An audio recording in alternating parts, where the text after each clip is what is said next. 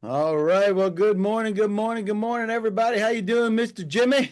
Doing well, doing well. I love it. Love it, love it. Well, welcome everybody. We'll get started in just a minute. So I do have an icebreaker question for everybody. We only have 6 folks here so far. I think we have like 40 people registered, so we'll see how many be able to make it. Nice to see you, Alvin, Elisa, Emily, Lorna, Mohammed, Nicole. Great to see you guys. Here we go. All right, now for everybody here, we know what the season is, right? So I just want to ask the question. It's one of the most divisive questions, almost more divisive than politics. Daniel, you ready for this? You ready? Yeah, I'm ready. Let's do it. What what is the best Christmas movie ever? So just put that into the chat and we're going to read those off. If you change it to everybody, everybody can see your answers if you choose to. But I'll read your answers. Let me know what you think. What is the best Christmas movie ever? I have my answers. All right, Emily says Elf, great movie. Oh, look at that. Muhammad's got Home Alone parts 1 and 2. I agree. Those are great ones, right? One of my favorite lines from that Muhammad is "Merry Christmas, you filthy animal," and that was lip synced by McAllister. What's his name? Macaulay Culkin. Yeah, Macaulay Culkin. It's a Wonderful Life, Christine. That's a great one. That Carolyn, Die Hard, and Christmas Story, both money. See, that's where it gets divisive because is Die Hard really a Christmas movie? Is it really? What's yours, Daniel? It's a hard one to pick. I like a lot of the kids ones. Having kids nowadays, that's all we watch. So I like Frosty. Home Alone's always a classic. That's classic, right? There's so many good ones. It's hard to pick. How about you, Jimmy? I have to go Rudolph the Red-Nosed Reindeer and the Oh, Oh, Island that's a of good one. Misfit Toys. That is a classic. What'd you say? The Island of Misfit Toys? That's correct. Do you resemble that remark? Is that what it is? Pretty much. All right. Best Christmas movie ever. We got uh Iantha. I hope I'm saying that right. Iantha is Home Alone 1. Alva says A Christmas Story. Bunch of Christmas stories. Here's Muhammad says A Christmas Story. Anybody else want to pop in and let us know what is your favorite Christmas movie? We're going to go ahead and get started because this is really about meeting GSS requirements for data collection, compilation, communication, and reporting for projects and studies. Longest title ever, Daniel. Just saying. Yeah, All I right, would agree. yeah, we want to welcome everybody. This is a lot of focus more on EPA today. There's a bunch of folks from EPA today, but we also have folks from FDA, USDA, Veteran Affairs, APHIS, and the Inspector General's office. Oh boy. All right, there you go. That's what we have. I want to welcome Jimmy Beertis. He's the study director with the IR4 project, and you're based where, Jimmy? In Raleigh, North Carolina, at NC State University. Raleigh, North Carolina, and I appreciate you being here today to talk about this. Jimmy's going to share some real life examples. We had some requests for that. Actually, I'll read some of those in just a minute. And Daniel Thompson is the head of software development at iAdvantage Software, which we'll be discussing e-study, right, today? That's correct, Dave. Awesome. Fantastic. And just so everybody knows, this session does include vendor product information, and GSA gave this to us for you so that you can participate because it's provided to you, the audience, for informational purposes only.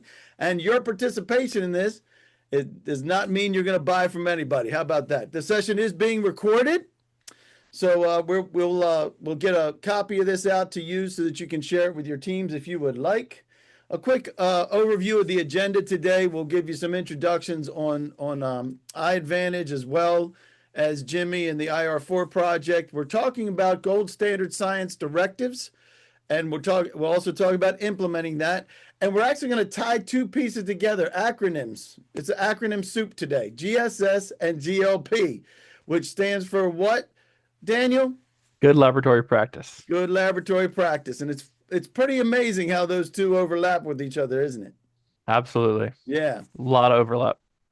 So we will talk about challenges as well as getting into the case study with with the IR4 project. So you can see how it's being used right now with data that EPA and USDA uses, right?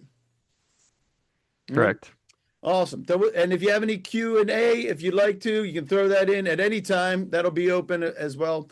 And we'll get to get you guys out of here. Our objective is to get you out of here by about 10 of, so you can get on with the rest of your day. And let me make sure my polls are working the way they should. Let's look at this one. All right. So here's the first question. How familiar are you with GSS, which stands for Gold Standard Science, right? And as outlined in the executive order. So maybe this is the first time you're hearing about it. Maybe you are on the ball and you know everything about it, which is great. We'd love to have you dialogue on that as well. If you have something to throw in, we always love that. And let us know if you have any comments or anything else that you would like us to know for this. Speaking of feedback from you, this will be the best briefing ever. Sheila from EPA says it covered what data cannot be shared under the EOs. We're not going to get too much into that. We have another one from an attorney, Elisa, data with the public, because everything that you're collecting, at least what we're talking about today, right, Jimmy? Everything that you're collecting actually is for public distribution, right? That's correct. It is. All right. So resources and slide were provided after the presentation. I'm going to give you one better, Nathan. I'm going to pop this in. Well, I say I am. Hold on.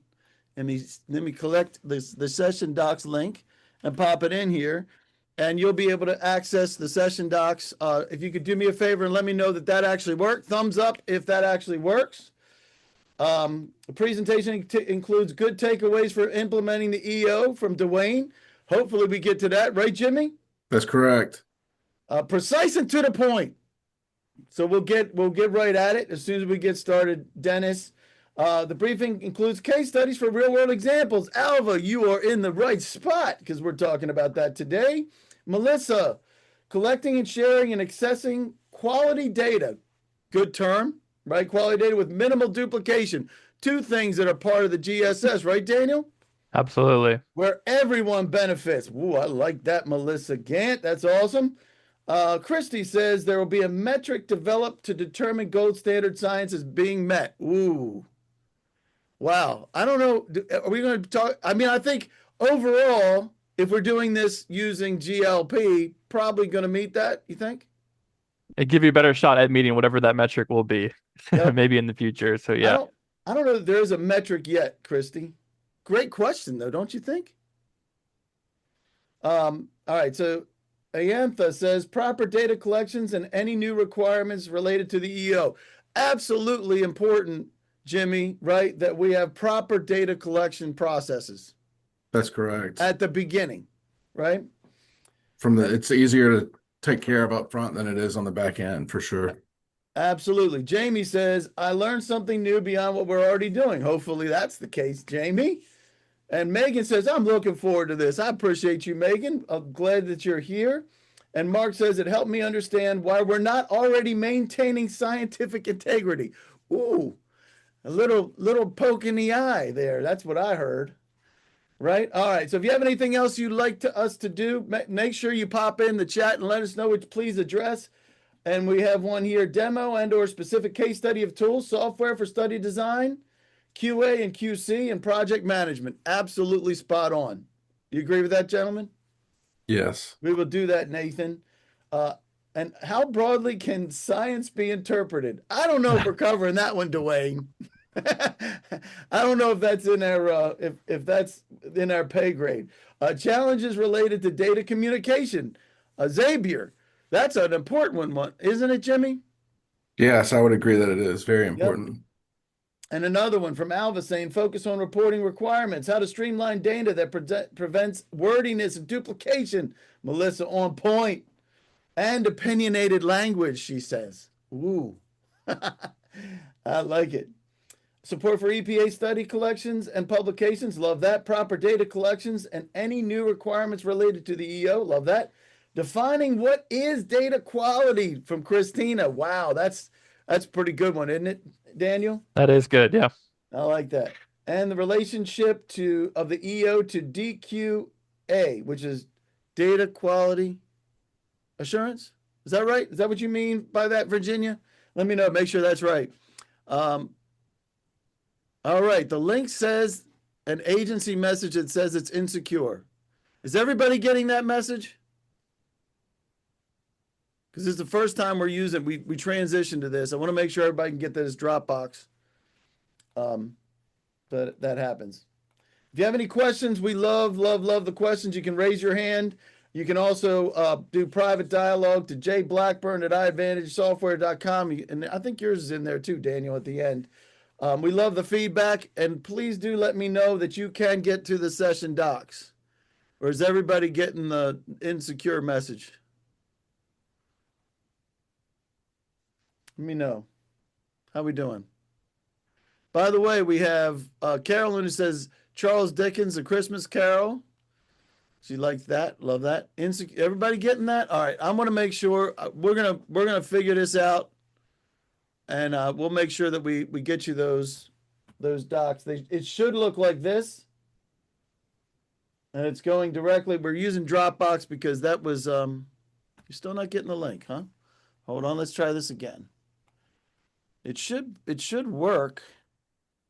We did this yesterday with agencies and it worked, but who knows? Maybe something's happened since yesterday. Never know about that cybersecurity stuff. No matter what, we will get you those recaps. We'll get you a recap email, no matter what. So Daniel Thompson is with iAdvantage, and tell us a little bit about you guys. Sure, Dave. Well, we're a software company headquartered in here in Cary, North Carolina. We were founded in '03. And collectively, we have over 30 years of data capture, management, and reporting, primarily in the agricultural, chemical, and seed industry. So the majority of the data that's collected through our platform supports EPA and USDA type studies or registrations. We are a small business as well as a GSA multi-award schedule holder.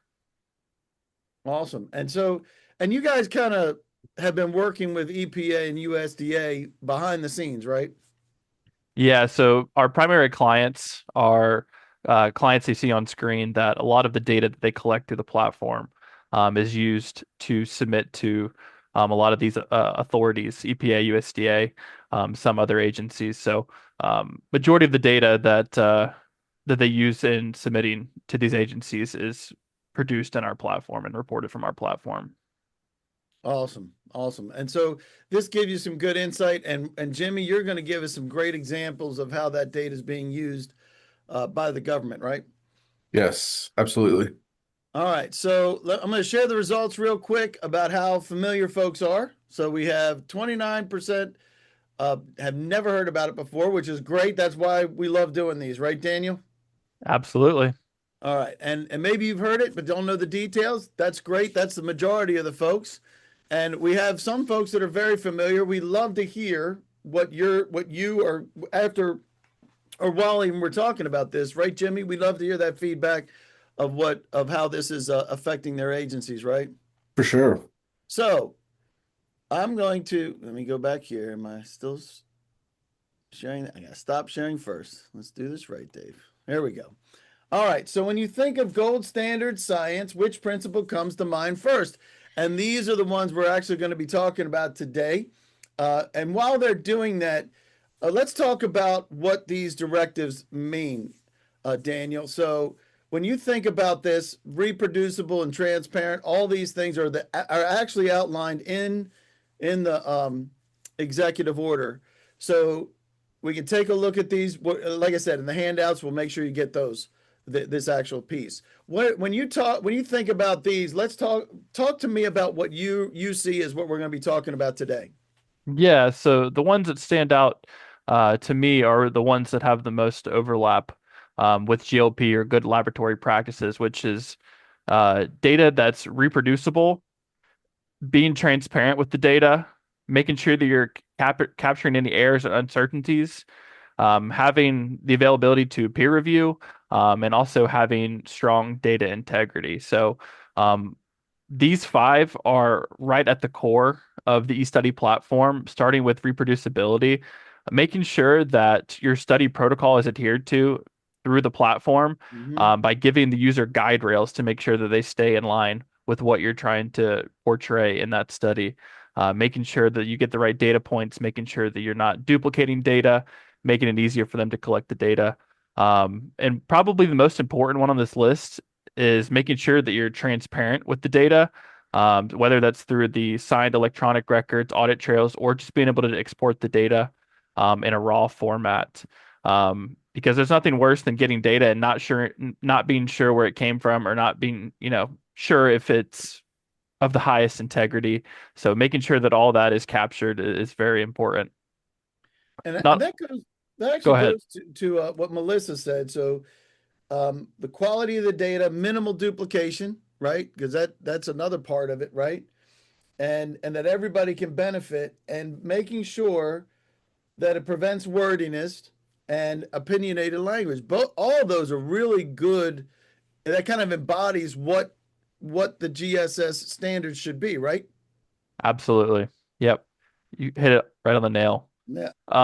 So another thing is error and uncertainty. There's going to be times in studies where you get data that you're not expecting, and making sure that you can capture that. But the important part is that you have some sort of deviation tracking, whether it's, on the front end when they're collecting the data, or in the back end when you are running your reports, making sure that you can see those deviations, so that you can plan for those, or maybe do a restudy to make sure that that wasn't just a one-off.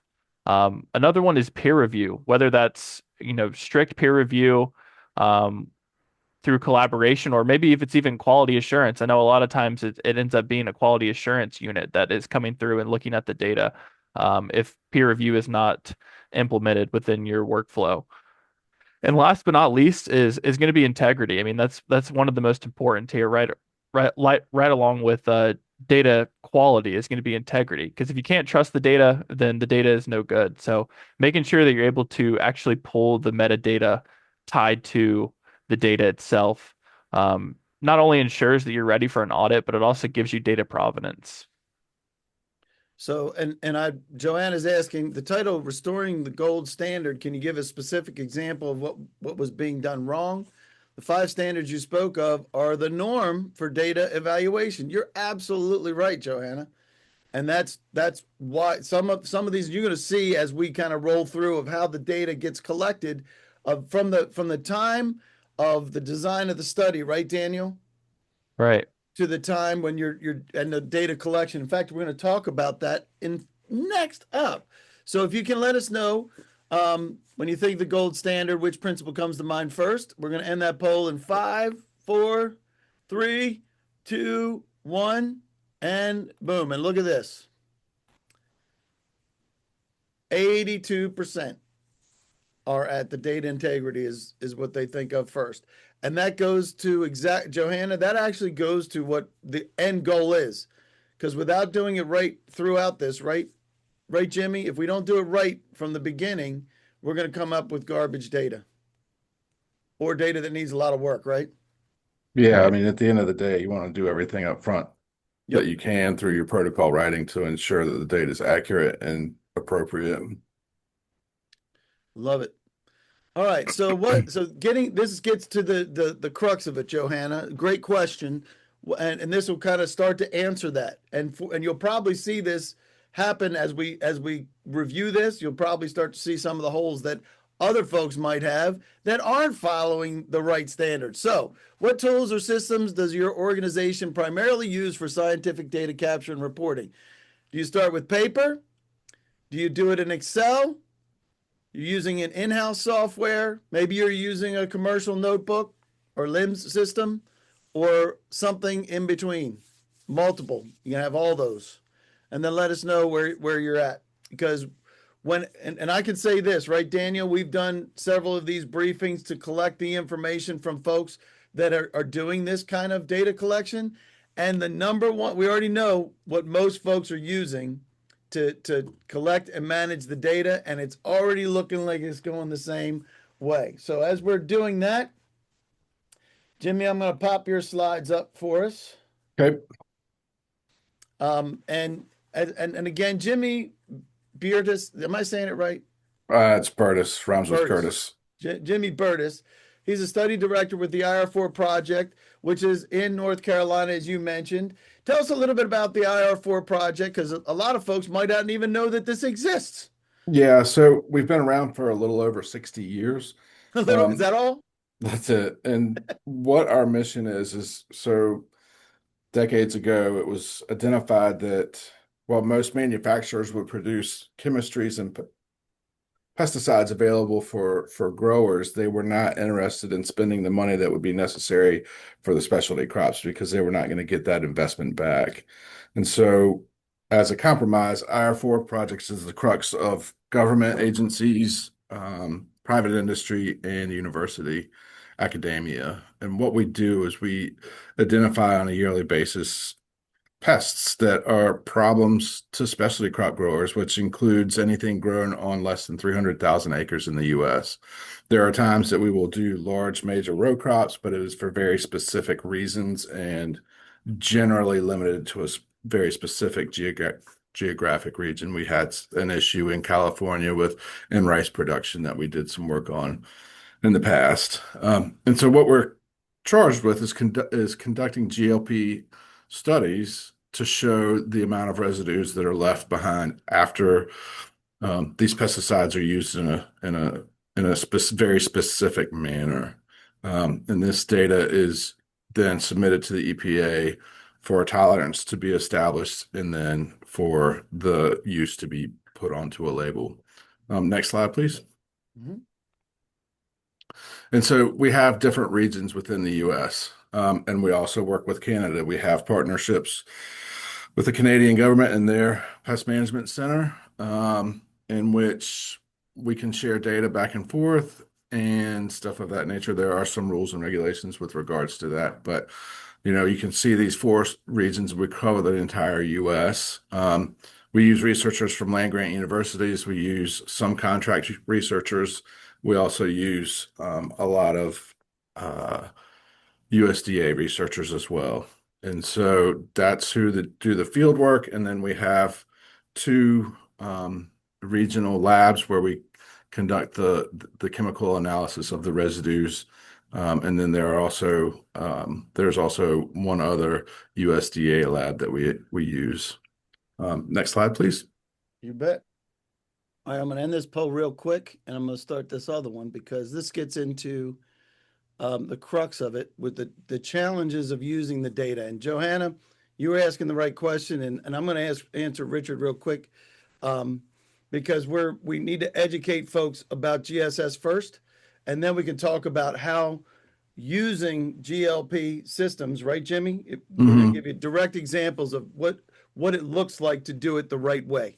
So that's the most important thing is make sure folks understand. Number one, GSS is a directive. Yes, you might already be in line with that, but I can tell you this: if you go back, I'll show you that the vast majority of everybody's using Excel to manage their data, and that creates holes all throughout the integrity of your study, doesn't it, Daniel?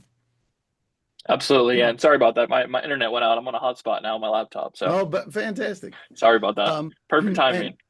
And Jimmy's going to show you're actually coming from paper, right? Yes, that's correct. And then human beings, we'll talk about that. The challenges of this, because if you're using outdated tools like Excel or paper, you're going to find yourself in trouble. And that's why, Richard, I appreciate your comments. We want to make sure we're setting it up from a standpoint of why this is so important. So while they're answering that about which of the challenges most limits your ability to meet the GSS standards, right, and expectations, tell us about what you guys did in implementing. So what you did, you had a problem. What was the problem, and what were you trying to solve? So when I first showed up at the IR4 project, it was a little over 5 years ago, and everything was done on paper, which, while in practice is great to some degree, we had been doing it on paper for decades. There are inherent problems with paper. I can't speak for anybody but myself, but my handwriting is terrible, and sometimes it's difficult to read handwriting.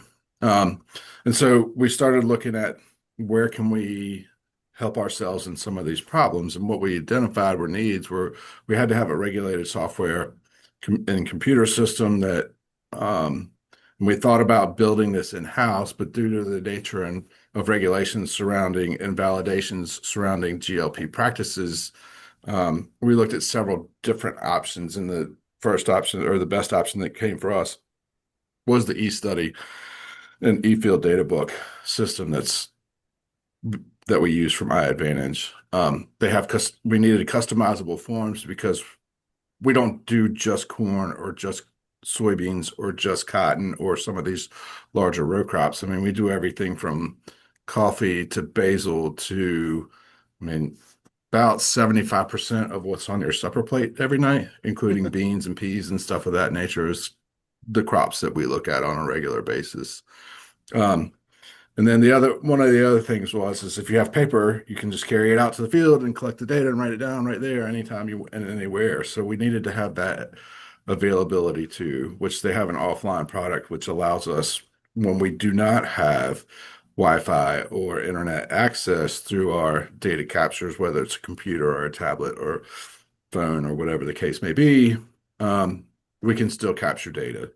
And then one of the things that we found to be a big issue for us was people would go out and they'd make their applications, and we may not know for 6 to 9 months or more after the application was made that it was made incorrectly, whether there was not enough test substance put onto the crop or if there was too much. And so with this new system, we can look in real time, generally at the time of data input or within 24 hours. And if it's within 24 hours, it's because the researcher hasn't inputted that data themselves that quickly.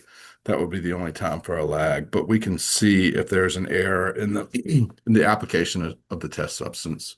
And then we wanted to be able to generate reports and the ability to audit any data at any time. And all of these things were met by the iAdvantage software that we came across. We continuously make improvements and stuff. But we can go on to the next page. And so where did this start? In 2022, we were looking at several different areas. In 2023, I think we had 5 studies that we rolled out and did tests. 2024 was our first year of widespread use throughout the organization. And one of the things that we allowed in 2024 was that they could still use paper as a backup because we did have a wide variety. I mean, obviously, we're an organization that goes across the entire country. So we have a wide variety of ages and comfortability with using electronic formats. And so we wanted to give them comfort. Are you saying, Jimmy, that some folks are electronically challenged? Yeah, I am. I'm an evolutionary reject living in a high-tech world, and it's okay. And so one of the things is we wanted to make sure people were very comfortable with this. But in 2025, we actually put into some of our language that paper was no longer available unless it absolutely had to be available. And so, one of the things that we insist on doing is continuous improvement in our forms and our data capture. Where does it make sense? How can we make this easier for the end user to use? And how can we make it easier for reports to be generated? Next slide, please. Yep. I do want to throw in that by rolling this out and by doing the proper data collection, like I'm going back to Iantha and Melissa being able to grab that data right is the beginning of making sure that you're meeting the GSS standards, right? Isn't that the idea? That is the idea. So you challenge. We're not the only. And let us know if you're one to have some of these challenges too. But these challenges are pretty much universal, aren't they? Wouldn't you say, for a lot of these folks? Yeah, I've been a part of change management and other venues and jobs that I've had, and it's absolutely true. So how did you guys do it? One of the things is what we did is we built a build team. So we had people that were representative of the quality assurance organization. We had study directors, we had the field research directors, we had executive management on this team. We had regional field coordinators and we all got together and we said, all right, what we tried our best to do, and we actually did a pretty good job with it up front, was to, as much as possible, identically mimic the paper versions of what we had been using for decades, so the transition would be easier. Right. And so we did that to the best of our abilities, and then we had to write SOPs and do a bunch of validation testing, and also write guidance documentation on how to actually use this system. And then we went out and started in 2023 with full implementation, like I discussed before. We had in-person training sessions with me and another of my colleagues, where we went to 5 different places, Hawaii, New Jersey, Michigan, Florida, and stuff of that nature. And then we continuously had webinars or Zoom trainings. And then one of the things that we feel very strongly about is that we seek input from the end users. What could make your life easier in terms of using this product? How can we make these forms easier for use? And stuff of that nature. And then the other thing is we want to be very, very cognizant that we want to resolve any issues that may arise, whether it's with expertise within the IR4 project, or if we have to seek help from iAdvantage. And we have never had a problem go on for longer than 24 hours when we've had to escalate something to iAdvantage. They've been very, very easy to work with and very, very responsive to our needs. So you guys, so Daniel's team helped you guys get ramped up and Correct. build the documentation to make it work. You supplied them with in field. What did you use for in the field, Daniel? How did that work? Well, we support multiple different devices. So we're in the field. We're going to normally recommend one of our mobile device apps, and that allows for offline capture of data, and then upload data whenever you have network again available. So that's going to be on the iOS platform or natively installed on a Windows device. So that could be like a Surface tablet or even like a Windows laptop. But if it's direct input, we have a web application that you can do that from on any device. Super. So you got into the field trials, right? Yeah, that's correct. And so we work under GLP. Everything we do is under GLP now, at least for our residue studies.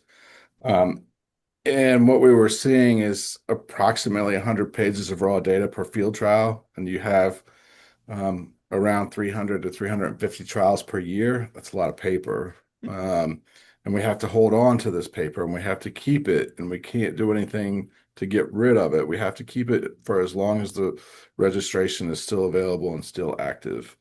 Which is, how long does that's forever, right? We've got paper from the 60s that we still hold on to in an offsite archive location. So, I mean, we have well over 3,000 banker boxes full of paper data at this point. My gosh.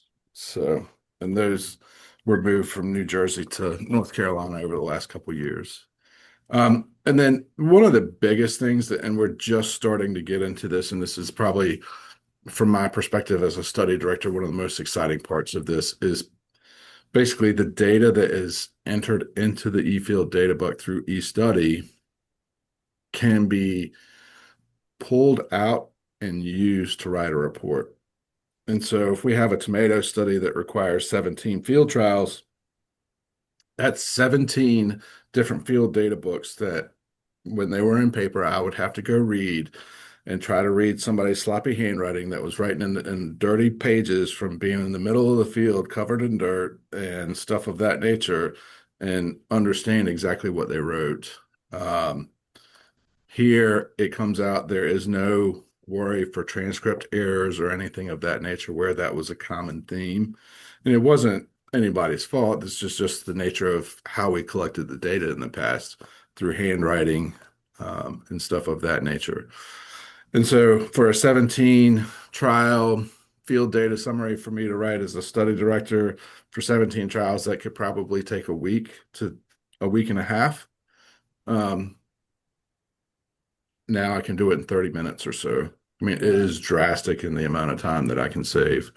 That doesn't mean that I don't still have to QC the data. I absolutely do, but it's a lot easier when it comes in electronic format and can be taken care of at that point. So the next slide, please. So this is one of my favorite pictures. This is one of the first eField data books that we got. What you see on the right-hand side is a typical trial notebook of 100 to 150 pages, reduced down to 15, maybe 20. What we are able to do is get calculation errors and instantly know whether or not there was an error. The amount of reduction in paper and shipping and handling and storage costs is ridiculous.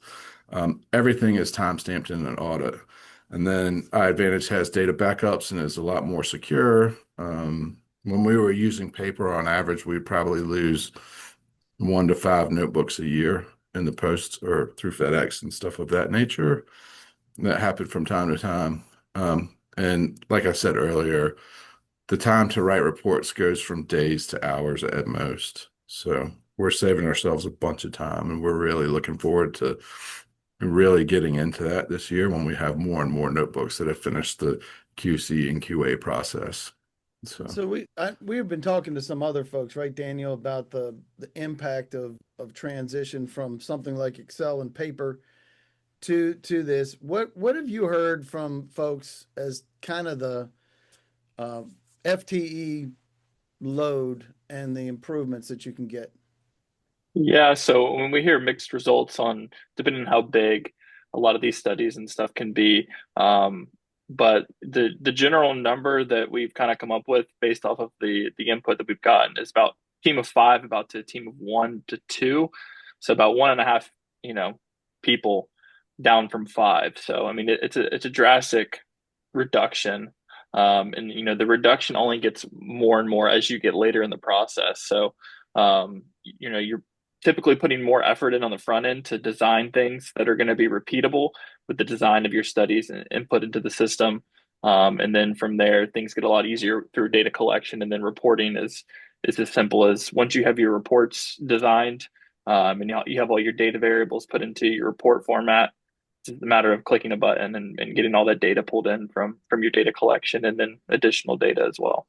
And going with what some of the folks are asking about is how long does it take to at least get it off the ground from the time that you say, hey, we want to take this from a paper study or whatever. Some folks are using email too, right? Or some other collection methodology to bring that in. You're involved from the beginning to help them through that process. Is that right, Daniel? Yeah, absolutely. Yeah. So we have a discovery period where we kind of see where, because every organization situation is going to be unique. We kind of dip our toes into their world to see, what their current processes are like, and see if we can, like Jimmy and I, or Forrest's case, they were coming from paper, so we tried to mimic those as closely as possible, especially for users that are going from paper or another system to our system. The transition has got to be as smooth as possible, so you don't have growing pains. So we spend time with the organization to kind of figure out what they have at that point in time, and then from there, try to design something that's similar, and then make improvements as time goes. So it's really going to be a case by case basis, but I would say about a 6-month period, give or take, depending on how complex the organization is. But then after that point, there's going to be realized benefits. And Jimmy, does that jive with what you experienced, Jimmy? Yeah, I think we first initially reached out to iAdvantage probably in early part of the year, and by 6 to 7 months later, we were in a sandbox testing our forms and doing a lot of testing. We are a fairly large organization, and we don't do things the way that most people do, I guess is the best way to put that. We give our researchers a lot of freedom to make decisions within the protocol, but we adhere to the protocol and stuff of that nature. But We are such a different organization than most of the crop protection companies that you'll see. So it probably took us a little bit longer in that, and we had to go through probably a little bit more of a convoluted decision-making tree before we could actually move Can't forward, I guess imagine is the, I cannot imagine you had a convoluted decision-making tree. yeah, so, but we got there eventually, and we're really, really happy with the product that we have. I'm glad to hear that. So we are going to get into the next steps, and we'll get you guys out of here. Let us know if you need this now. We'll make sure you get a demo, or if you're very likely, whatever you need, you can get a demo specific to your agency, right, Daniel? Absolutely. Yeah, we would love to do that. And then if you need more information, just let us know where you are. Be glad to be able to supply that to you. The objective was not to be doing a demo today. The objective was to say, all right, here's the challenges that folks have, right? And a lot of folks didn't even know that the GSS executive order existed. So that's one of the most important things is there's new requirements that are coming down on folks' head, and we want to make sure you get what you need. So I mentioned earlier that you're under no obligation to buy from anybody here, including iAdvantage software. But if you want to, you can, because you have a GSA schedule, right, Daniel? That's correct. So you can absolutely do that. And just like you did, Jimmy, if you don't want to like bite off the whole thing all at once, you guys did a pilot and did a proof of concept and said, all right, is this going to work for IR4? And then you could roll it out on a broader scale, right? Absolutely. I think, and that's a great move. I'll make sure, folks. I know that we had some difficulties getting to the Dropbox. I want to make sure we get that information to you. We will send those as attachments directly to your email, and it'll have the briefing presentation, all the documents that we had that are in the Dropbox. Some of the folks were able to get it. You'll get a link to the video. It'll take a couple of hours for Zoom to finalize this, and then we'll package that up and get it to you. And then if you'd like to meet up with Daniel or anybody else on the iAdvantage team, and if you want to talk to Jimmy directly and bypass anything from the vendor, you can talk to Jimmy directly, right, Jimmy? That's correct. And we really do appreciate you being here today to share your success stories. And I think that's what it's all about, making sure folks know that they have access to quality products. If you have any questions, we're going to open it up in just a minute. Then we'll get you out of here by 10 of, at least, right? That's the whole objective. If you have something you just don't want everybody else and their mother to see, send it to dthompson@iadvantagesoftware.com, and we'll make sure you get that. And we want to, if you got to go, we're going to let you get out of here early. If you have any other questions, we will get to that. But Merry Christmas, Happy Hanukkah, Happy Kwanzaa. And if you don't fit into that category, Happy Holidays and Happy New Year to everybody.